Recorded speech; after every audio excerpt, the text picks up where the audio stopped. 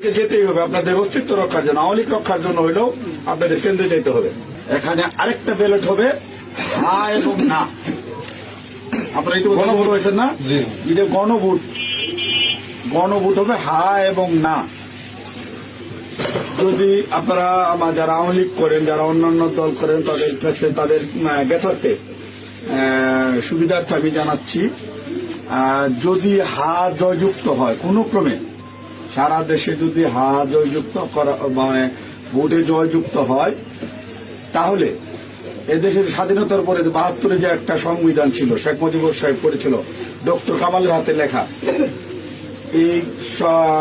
এই সংবিধান টোটাল ডাউমিট করে দেবো, মানে মুছে ফেলবো।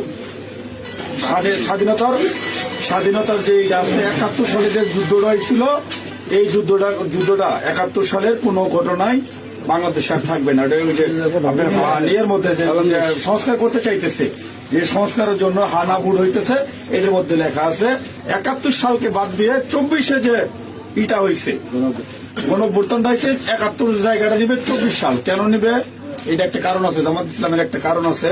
জামাত ইসলাম ৭১ সালে দেশে স্বাধীনতা চায় না, এই দেশে বাংলাদেশের স্বাধীন হোক, বাংলাদেশ স্বাধীন হোক, জামাত ইসলাম কিন্তু এটা চাই নাই।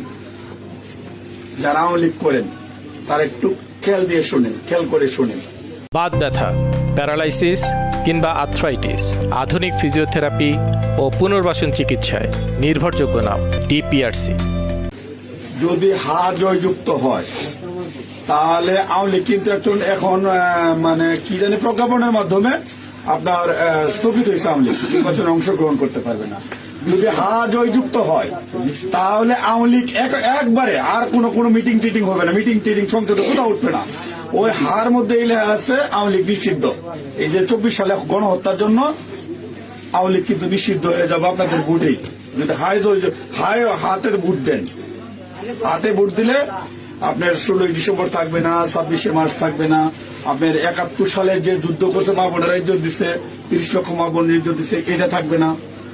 অর্থাৎ আপনারা যারা আওয়ামী লীগ করেন, দয়া করে আপনারা না ভোটের জন্য হলো আওয়ামী লীগের হতো। আমরা আসলে বিএনপির হয়তো সুতারপন্থী রাজনৈতিক দল, আমরা বিএনপি চাচ্ছি সকল দল মিলে একটা দেশে নির্বাচন হোক, সকল এবার না হোক, সামনে যেন সকল দল একটা নির্বাচন অংশগ্রহণ, ৫ বছর পরে যেন সকল দল নির্বাচন অংশগ্রহণ করতে পারে। আপনারা আপনাদের যারা আওয়ামী লীগ করেন, আপনাদের দল রক্ষা করার জন্য আপনাদের কেন্দ্রে যাইতে হবে, ঠিক আছে? আপনাদের কেন্দ্রে যাইতে হবে, আপনাদের দল রক্ষা করার জন্য, না ভোট দেওয়ার জন্য, সার্বভৌমত্ব দেশ রক্ষা করার জন্য।